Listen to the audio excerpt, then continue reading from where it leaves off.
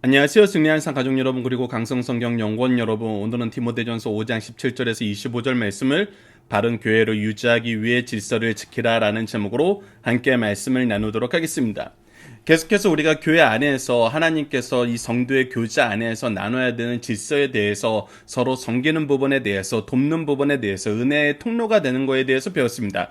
오늘 굉장히 민감한 부분입니다. 우리가 잘못했을 때 죄에 대한 문제는 어떻게 해결해야 되냐는 겁니다. 그리고 우리가 서로에게 섬기는 은혜를 내는 것은 하나님의 질서 안에 이루어지고 있고 하나님의 뜻 안에서 이루어지는 것을 우리가 다시 한번 깨닫게 합니다.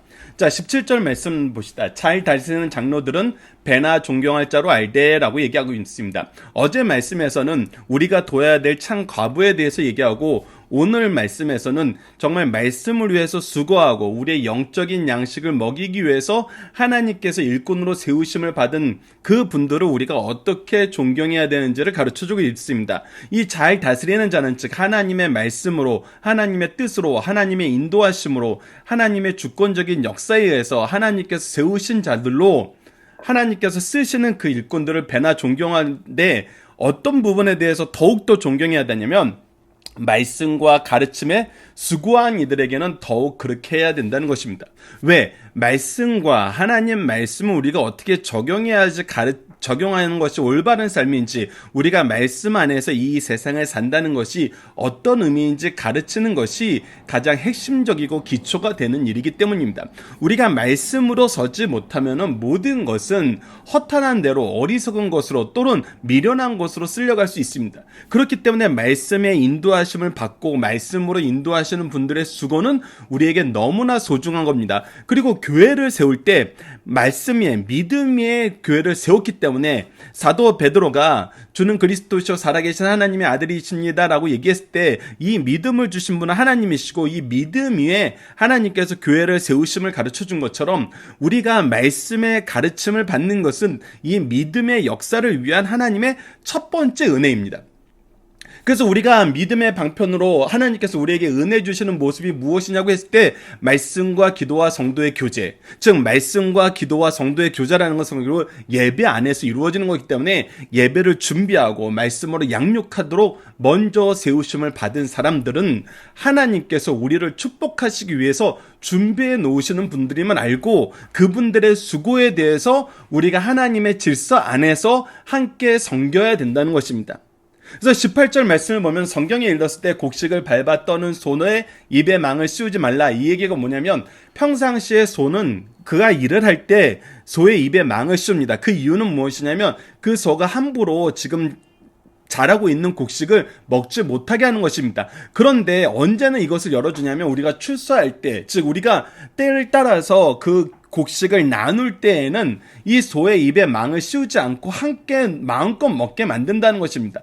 즉 우리가 보상할 때가 되고 우리가 서로의 축복을 나눌 때가 되면은 이것을 나누는 것이 합당하다는 것입니다. 또 일꾼이 그 싹을 받는 것은 마땅하다는 것입니다. 우리가 수고한 거에 대해서 정당한 가치를 지불하는 것은, 이것은 올바른 것입니다. 수고한 대로 거두게 할 수 있는 그런 제도가 우리에게 있어야 된다는 것입니다. 그래서 이 부분이 장로들을 섬기는데 굉장히 중요한 부분입니다. 두 번째는 장로들의 잘못에 대한 부분, 그리고 더 나아가서 교회의 잘못에 대한 부분에 대해서 우리가 분명히 알아야 되고, 이렇게 잘못을 하는 사람들을 세우지 않기 위해서 주의해야 되는 것까지 계속해서 이야기해주고 있습니다. 19절을 보면 장로에 대한 고발은 두세 증인이 없으면 받지 말 것이오 라고 얘기합니다. 자, 고발은 없을 수가 없습니다. 근데 이 고발에 대해서 두세 증인이 없으면 이라고 얘기하는 것은, 이건 구약에서부터 시작된 엄밀히 말하면 요즘 말로 하면 팩트 체크입니다. 그러니까 우리가 어제 이상한 이 참 과부가 아닌 사람들의 가장 잘못에 대해서 얘기할 때 뒤로 계속 말을 만들고 서로에 대해서 헌담을 하면서 이상한 소문을 퍼뜨리는 게 있는데, 이런 소문이나 어떤 의혹으로 고발하는 것이 아니라 이 부분을 우리가 반드시 알아야 됩니다. 고발을 한다는 것은 사실에 입각하여 하는 것입니다. 사실에 대한 확인이 없이 소문으로 고발하는 것은 오히려 이것은 모함을 하는 것입니다. 모함과 고발은 분명히 차이가 있어야 되는 것이다. 그 차이가 뭐냐면 바로 증인이라는 겁니다. 엄밀히 말하면 팩트라는 거예요. 팩트에 대해서 한 사람이 아니라 두세 증인이 있어야 된다는 것은 한 사람의 증언으로는 부족하기 때문에 구약시대 때부터 이 부분은 우리에게 계속해서 강조했던 부분입니다. 이 부분은 우리가 알아야 됩니다. 그리고 나서 범죄한 자들에 대해서 나옵니다. 이 범죄한 자들은 우리가 마태복음 18장에서 얘기했던 것처럼 먼저 가서 권하고 이 부분에 대해서 잘못됐음을 깨우치게 하고, 또 그것이 안 되면 두 사람이 함께 가서 같이 권하고, 그리고 안 되면 이제 공동체 앞에서 정말 이 부분에 대해서 징계를 하는, 이게 엄밀히 말하면 이제 30세가 이제 적용이 되는 것인데, 이 범죄한 자들에 대해서 모든 사람 앞에 꾸짖어 나머지 사람들로 하여금 두려워하게 하라. 이게 얘기는 우리가 죄에 대한 자세는 어떻게 해야 되냐는 거예요. 우리 공동체 안에서 이 죄에 대한 문제는 어떻게 바라봐야 되냐면, 우리가 죄를, 현대 사회가 그것을 인식하는데 죄로 인식하지 않는다 그래서 죄로 여기지 않거나, 모든 사람들이 무언에 동의를 한다 그래서 그가 죄가 되지 않거나, 즉 사람들에 의해서 죄가 결정되는 것이 아니라, 범죄라는 것은 반드시 하나님의 기준에서 하나님의 뜻 안에서 구별되게 돼 있다는 거예요. 그래서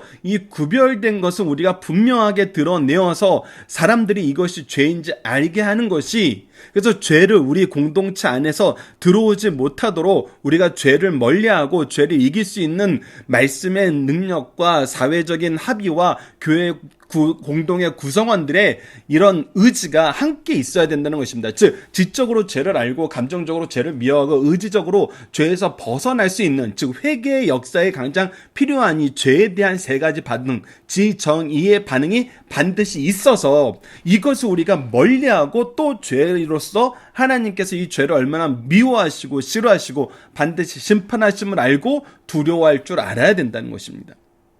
우리의 선한 공동체가 죄로 물들어서는 안 된다는 거예요. 그래서 이 부분에 대해서는 우리가 분명히 죄에 대해서는 경각심을 가져야 되는데, 이 20절 말씀에 앞뒤로 있는 말씀이 이 20절 말씀을 정확하게 수행할 수 있는 가장 중요한 기준이 됩니다. 다시 한번 봅시다. 19절 말씀은 두세 증인이 없으면 받지 말 것은 뭐예요? 확실하게 팩트 체크를 하라는 겁니다. 그 죄의 내용에 대해서 확실함이 드러났는지를 보라는 거예요.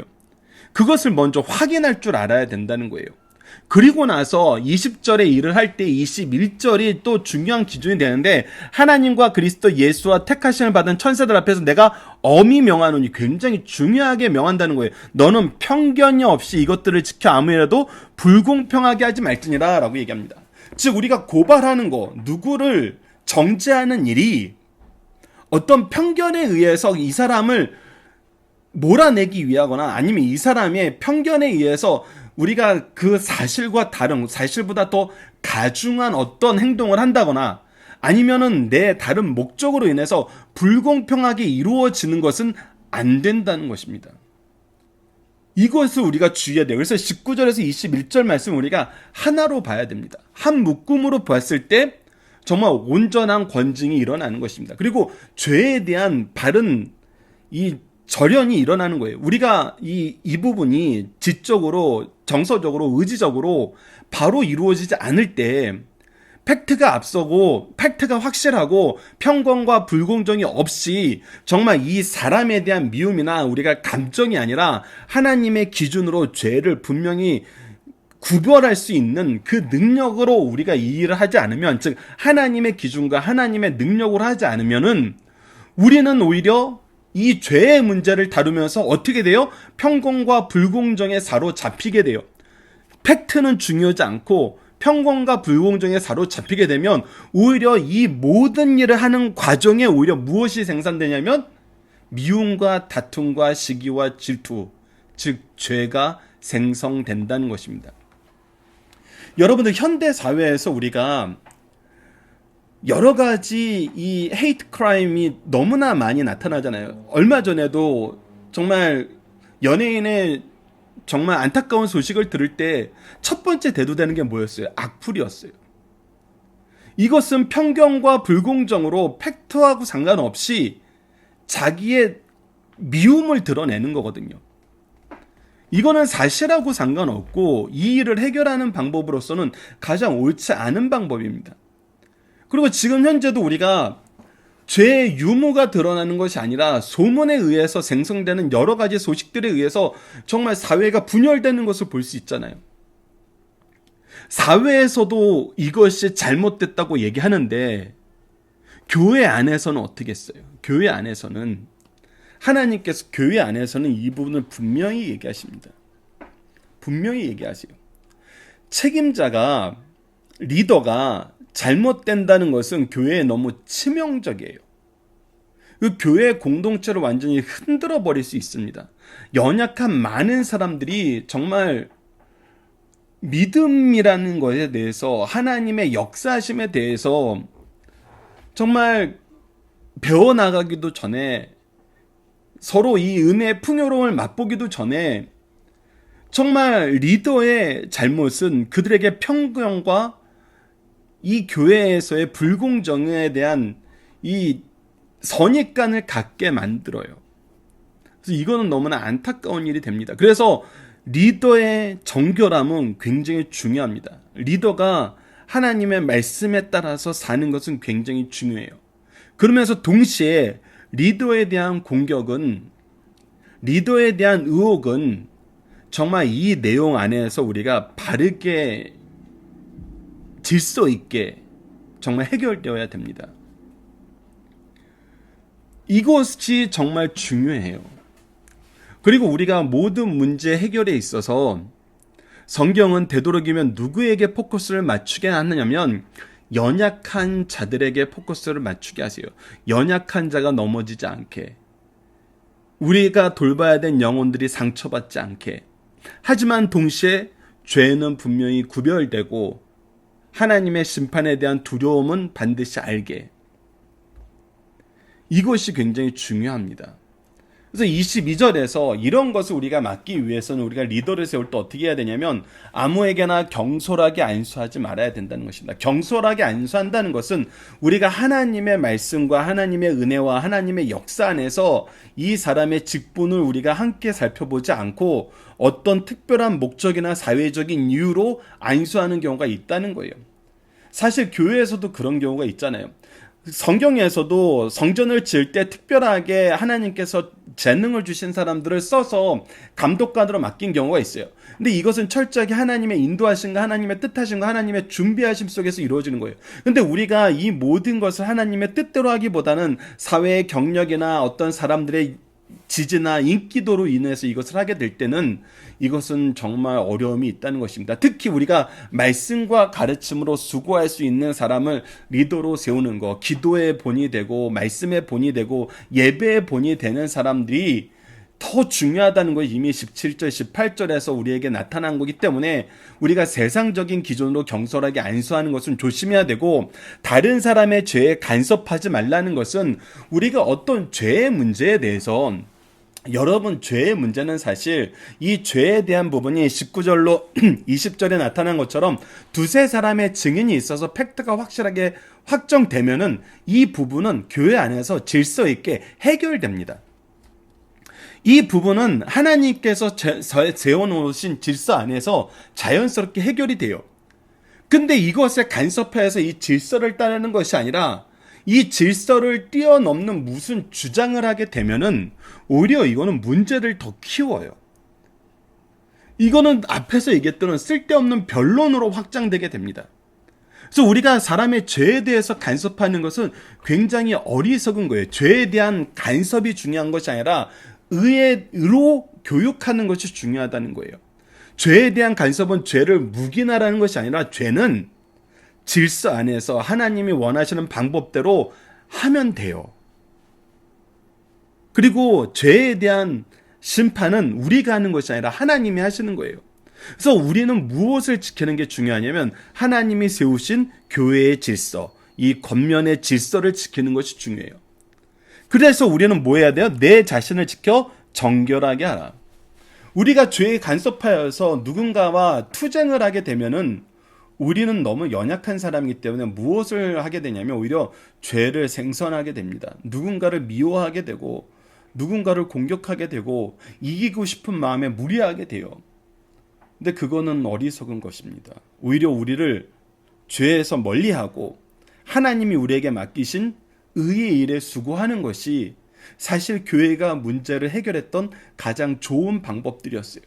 그래서 우리 신앙의 선조들이 정말 교회가 힘들고 여러 가지 일로 어려울 때 무엇을 했냐면 말씀을 나누는 성경 공부 시간을 늘렸고 기도 시간을 늘렸지 토론 시간을 늘리지 않았어요.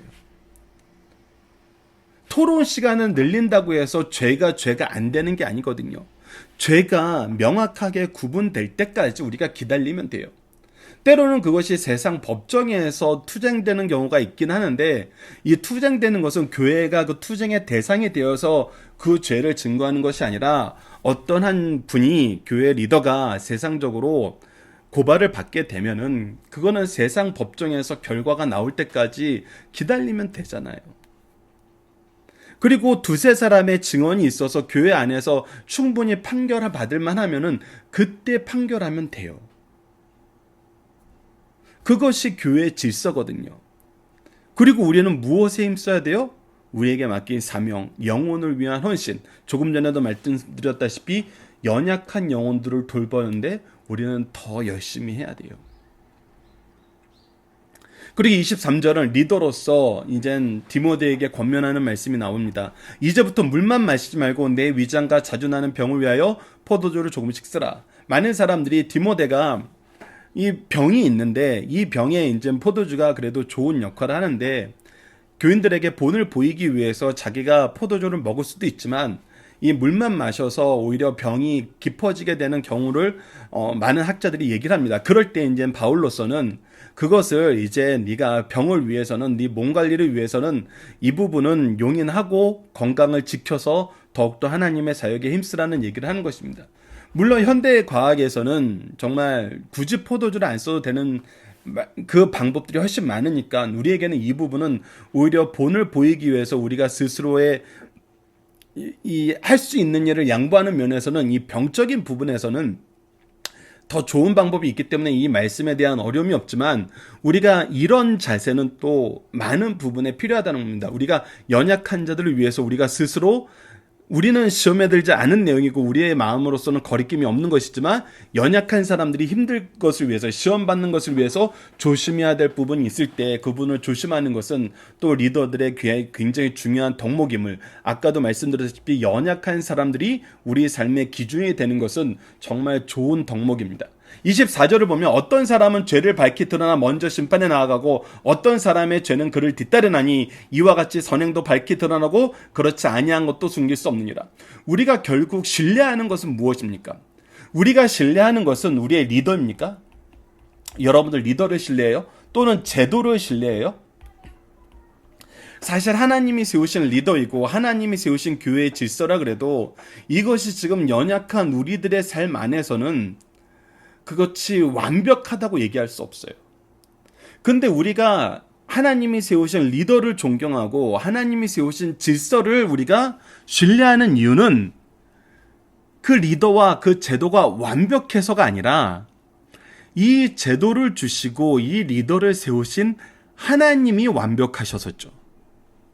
이 차이를 아셔야 됩니다. 그렇기 때문에 죄에 대한 하나님의 심판이 완벽하고 의에 대한 하나님의 은혜가 완벽하기 때문에 하나님께서는 온전하시고 완벽하시고 거룩하시고 능하신 분이기 때문에 결국은 모든 것은 하나님께서 선악간에 심판하시고 구분하신다는 거예요. 그래서 우리가 하나님이 세우신 리더를 존경하는 것 그리고 그 제도를 신뢰하는 것은 무엇에서 시작하는 거예요? 하나님을 믿고 인정하고 의지하는 거에서 시작하는 거예요. 그래서 계속 이 말씀을 반복하는 겁니다. 우리가 하나님을 믿는다? 그것은 하나님을 인정하고 하나님이 세우신 하나님의 일꾼과 나를 위한 축복의 통로로 세워주신 하나님의 일꾼과 나를 위해서 세우신 이 교회를 하나님이 세우신 것으로 인정하고 하나님이 도우심을 의지한다는 거예요. 하나님의 역사하심을 의지한다는 거예요. 그랬을 때 하나님은 정말 역사하셨어요. 그것이 성경에 기록되어 있는 역사이고 2000년 교회사가 보여주는 역사라는 것입니다. 그래서 우리가 구속사적인 관점에서 성경을 보는 것이 굉장히 중요해요. 이것만큼 하나님의 살아계심과 하나님의 통치의 공의와 진리와 사랑을 우리에게 완전히 보여주는 방법이 없기 때문에 모든 것은 밝히 드러납니다.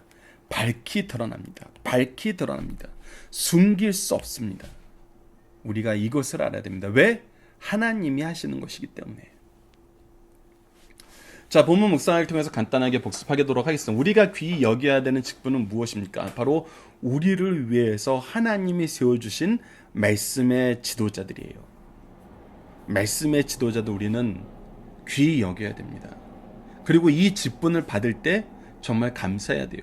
서로를 향하여 무엇을 인정해야 됩니까? 서로가 서로에게 은혜의 통로가 되고 서로가 서로를 돕는 정말 그런 관계가 됨을 우리가 인정해야 돼요. 정말 창조의 논리, 섭리는 계속해서 우리 교회에 적용됩니다. 아담을 먼저 창조하시고 아담에게 선악과 언약을 주시고 그 다음에 하와를 불러서 아담에게는 하와에게 하나님의 언약과 하나님의 창조 세계를 가르치는 직분을 주시고 이 하와에게는 남자를 돕는 직분을 주셔서 서로가 하나가 돼서 하나님의 말씀을 이루잖아요. 하나님의 뜻을 이루잖아요. 이것은 지금 현대 교회에서도 지금 현재 가정에서도 변하지 않잖아요. 하나님이 세우신 질서는 변하지 않는다는 거예요. 이게 얼마나 확실한 내용입니까? 두 번째, 범죄를 대할 때 어떻게 해야 됩니까? 이 부분은 하나님이 세우신 질서 안에서 두세 증인을 데리고 하나님이 세우신 그 공회에서의 권징의 질서를 따라 살 때 이 목적은 무엇이냐면 사람들로 하여금 죄를 두려워하게 하는 거예요. 죄는 두려워해야 돼요. 우리가 어리석어서 죄를 두려워하지 않는다는 것은 정말 미련한 것이에요. 우리가 이 부분은 반드시 알아야 됩니다. 모든 것이 그리고 하나님의 뜻 안에서 하나님이 세우신 질서 안에서 편견 없이 불공평하게 이루어지는 것이 아니라 정말 정의로 공의로 다스리시는 하나님의 역사의 그 과정을 우리가 알고 그대로 실천해야 돼요. 그래서 일꾼을 세울 때 일꾼의 삶을 살 때 무엇을 주의해야 되냐면 일꾼을 세울 때는 경솔하게 안수하지 말라는 거예요. 그리고 일꾼의 삶을 살 때 서로의 사람의 죄에 간섭하지 말고 오히려 우리는 죄의 문제에 대해서 죄는 하나님께서 정하신 제도 안에서 드러나면 드러난 대로 우리가 하나님의 방법대로 정죄하고 권징하고 하면 돼요. 그리고 우리는 무엇에 힘써야 돼요? 우리를 정결하게 하는 그리스도의 복음의 사역에 힘써야 된다는 거예요. 그리고 우리가 항상 모범을 보이는 삶을 살지만 우리 개인의 병에 대해서는 또 우리가 잘 관리를 해야 됩니다. 그리고 선악간의 모든 것은 하나님께서 분명히 드러내시고 심판하신다는 것을 우리가 기억해야 됩니다. 자, 본문의 중심 사상을 봅시다. 첫 번째, 교회는 어느 사회보다 더 주님 닮은 지도자가 필요하다는 것입니다. 교회가 요구되는 지도자는 탁월한 기능보다는 신뢰와 존경을 받는 분이라는 거예요.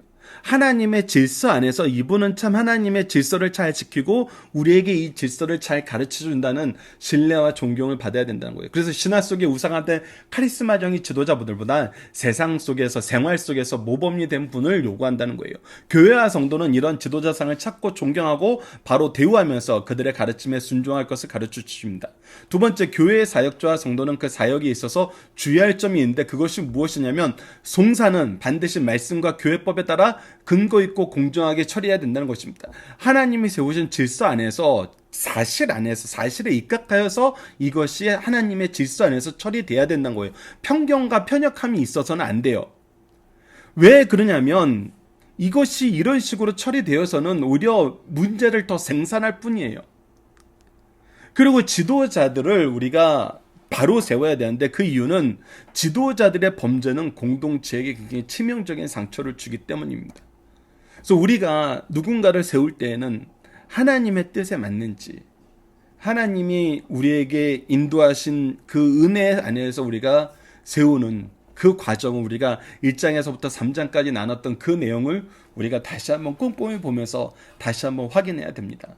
세 번째, 교회 지도자는 보편화된 문화라도 타락에 빠져서는 안 된다는 것입니다. 세상에는 언제 어디나 누구에게 있는 범죄는 이미 보편적인 삶으로 정죄받지 않아요. 세상이 사람들이 이것은 더 이상 죄로 보지 않아 그러면은 정말 죄로 보지 않아요. 근데 하나님은 뭐라 그러시냐면 하나님 앞에 죄는 세상이 죄라고 인정하지 않아도 죄라는 거예요.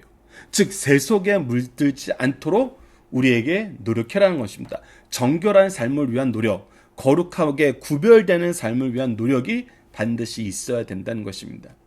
이를 위해서는 지도자가 모범을 보일 수 있어야 된다는 거예요. 그래서 디모데는 술을 약용으로 쓰는 시절에도 그것이 자기 몸에 약으로 쓰지 않고 지도자로서 본을 보이려고 했어요. 이때 바울은 약용으로 쓸 것을 권면합니다. 자기에게 주어진 권리까지도 교회와 성도들을 위해서 포기할 수 있는 지도자가 참 지도자임을 우리에게 다시 한번 가르쳐주고 있습니다.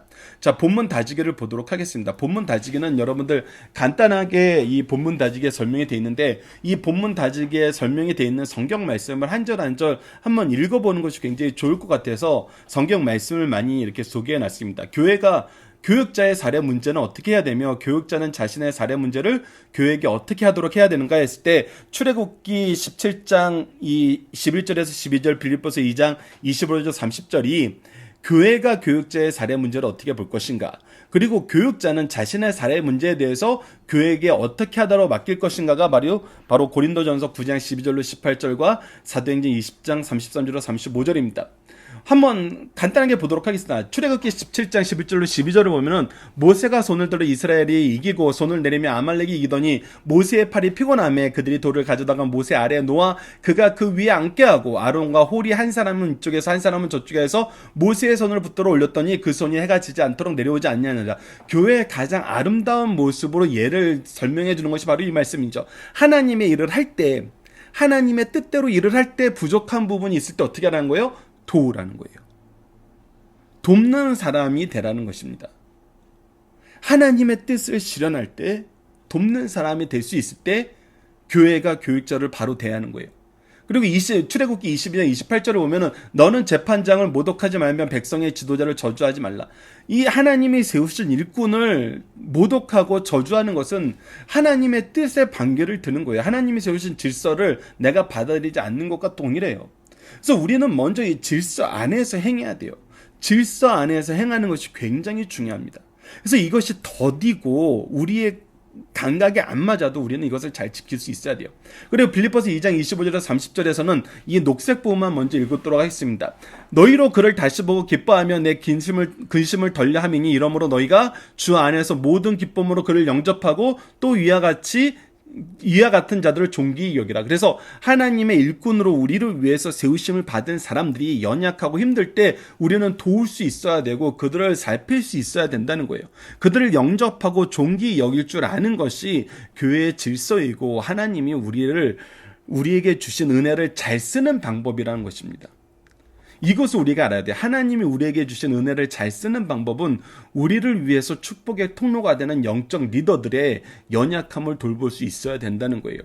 그리고 지도자로서는 교회에게 자기의 문제에 대해서 어떻게 얘기하냐면 내 문제에 대한 처신이 무엇에 장애가 되면 우리는 그 권리까지도 포기할 수 있어야 되는데 그것이 뭐냐면 바로 고린도전서 9장에 나타나 그리스도의 복음에 아무 장애가 없게 하려면은 만약에 내가 이 문제에 대한 주장으로 그리스도의 복음 전하는 것이 혹여라도 가로막히거나 혹여라도 오해를 받거나 혹여라도 거부를 받게 된다면 나는 차라리 복음을 전하고 내가 궁핍한 삶을 사는 것을 선택할 수 있다는 거예요.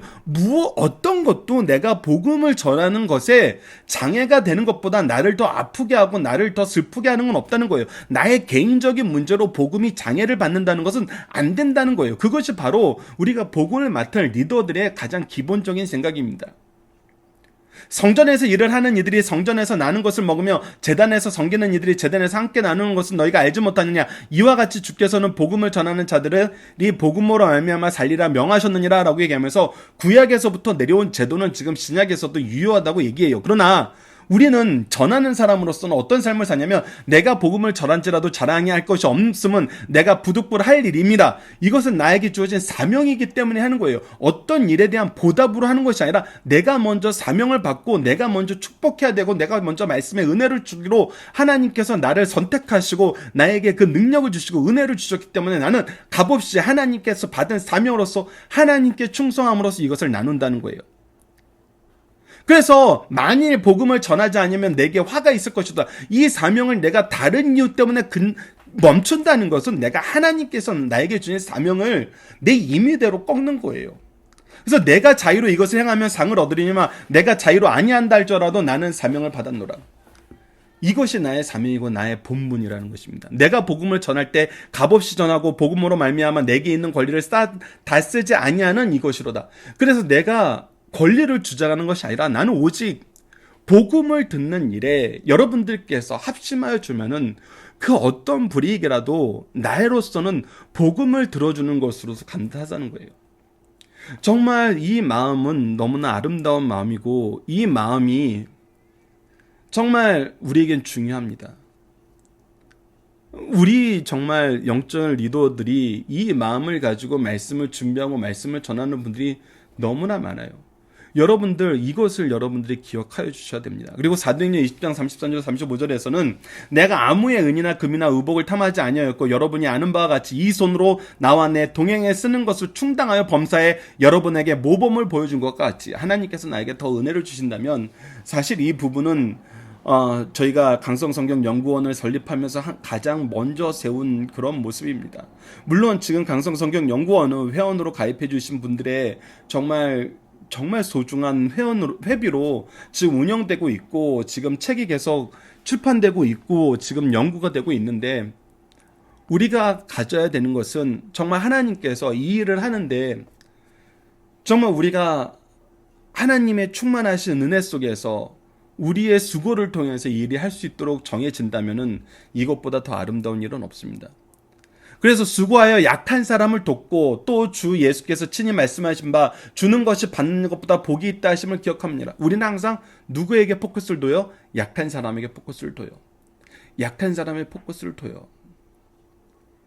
이것이 굉장히 중요합니다. 연약한 사람이 우리와 교회 안에서 교육자와 이런 섬기는 문제로 시험에 든다면은 우리 이 부분 기꺼이 받아들여야 됩니다. 연약한 사람에게 기준을 두는 것이 굉장히 중요해요. 그것이 우리의 복음에 우리가 복음을 전하는데 조건이 될 수 없거든요. 이것은 복음을 전하는 것은 하나님이 주신 사명이기 때문에 멈춰지잖아요. 이 얘기는 무엇이냐면 하나님께서는 이것을 멈추게 하지 않으세요. 하나님이 멈추게 하지 않았는데 내가 내 기준에 의해서 멈추거나 내 어떤 이익을 위해서 이것을 등한시한다는 것은 오히려 우리가 하나님이 주신 은혜를 잘못 사용한다는 것입니다. 자, 교회는 서로를 향하여 무엇을 인정하는 곳인가요? 서로 어떻게 돼야 되는? 교회는 서로가 축복의 통로가 되는 것을 인정하는 곳입니다. 그래서 고린도후서 8장 13절 14절은 이런 다른 사람들을 평안하게 하고 너희로 공고하는 것이 아니요 군둥하게 하려 함이니 이제 너희는 넉넉한 것으로 그들의 부족한 것을 보충한 후에 그들의 넉넉한 것으로 너희의 부족한 것을 보충하여 균등하게 하려 합니다. 하나님께서는 우리가 서로에게 은혜의 통로, 축복의 통로, 사랑의 통로, 정말 역사의 통로가 되기를 원하십니다. 그리고 그 게시판이 되길 원하시고 더 많은 사람들이 우리를 통해서 복받기를 원하세요. 그러기 위해서 우리를 부르셨고 그러기 위해서 우리에게 은혜를 베풀어 주셨음을 알고 우리에게 주신 은혜를 하나님이 기뻐하신 뜻을 위해서 사용하는 우리 승리하는 삶 가족 여러분들, 강성성경 연구원 여러분들 되었으면 합니다. 자, 이번 주 공동 기도 제목은 은혜 속에서 하나님의 능력을 경험하고 충성 속에서 더 많은 열매를 맺는 삶을 살게 하여 주소서. 오늘 본문 말씀을 통해서는 교회의 머리 대신 그리스도를 인정하고 우리에게 주신 은사와 직분과 사명이 하나님의 뜻임을 알고 서로 하나 되어 하나님의 뜻을 이루는데 순종하는 삶을 살게 하여 주소서라고 기도하는 우리 승리하는 삶 가족 여러분들, 강성성경 연구원 여러분들 되었으면 합니다. 감사합니다.